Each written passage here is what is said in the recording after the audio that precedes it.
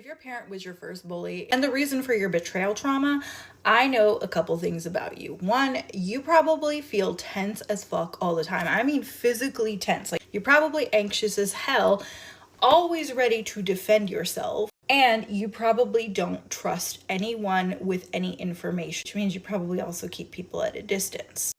I don't think we even realize how intensely it affects us when a parent starts to snoop through your belongings. They read your diary, or like they spread your business like it is their full-time fucking job.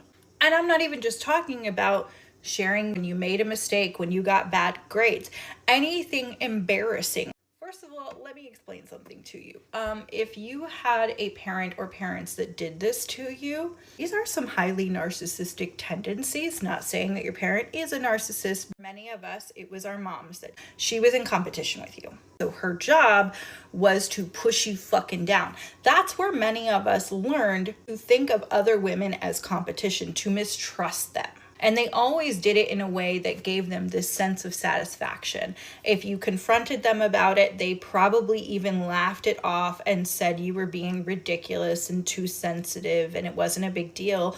Or they found a way to point out the thing they had an issue with and make it your fault. My personal favorites, and I'm saying that sarcastically, are sharing naked/embarrassing photos of you when you were little with other adults and thinking it's funny to watch you get embarrassed by this and saying you're being too sensitive, even though if you really think about it, it's fucking creepy. It's listening in on the phone when you were talking to somebody else, or going through chats, going through your text, your journals, whatever, seeing if you were mad at them and then holding it against you and talking about how hurtful it was to them, not ever even taking accountability for the reasons you were mad at them. These are the parents that almost seem to get off on the embarrassment that they create and how they weaponize it. The level of anxiety and fear this creates is so strong and so real, but it also makes you question yourself, because many of us were constantly gaslit and had our feelings minimized anytime we attempted to stand up for ourselves.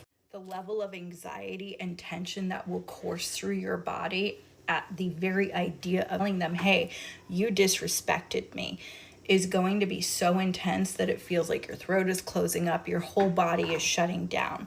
The level of tension at needing to defend yourself and over-explaining that tends to happen from this is so strong. Underneath it is this anger that probably never really gets processed, because if you actually express the anger, it would mean having to fully face the betrayal you experienced from them. And that would mean they were wrong and you were right. Even if you know that logically, it's like a younger version of yourself has come back through time to say, no, we tried that before, remember?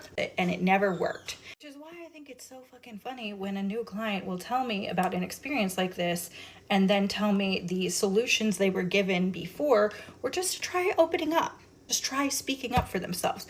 Yeah, of course, wouldn't that be great? But the level of fear in your body, still to this day, is not rooted in logic. It is rooted in old wounds, and that your nervous system has adapted to those wounds, ready for anybody and anyone to use anything against you.